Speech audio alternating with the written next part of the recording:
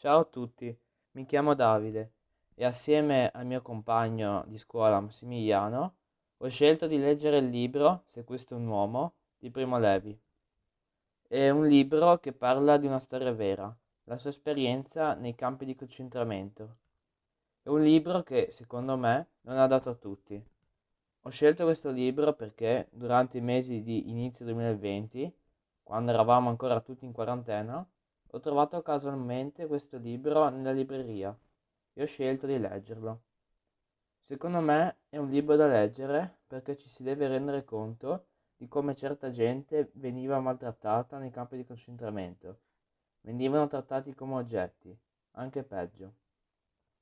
Una volta cominciato a leggerlo, ci si immergerà nel libro, ci si sentirà dentro, si avranno i brividi, si avrà sempre voglia di continuare a leggerlo. La storia dei campi di concentramento, una storia vera, molto dura e cruda. Quando penso ai campi di concentramento, mi viene in mente l'immagine dell'entrata di Auschwitz. Buona lettura a tutti.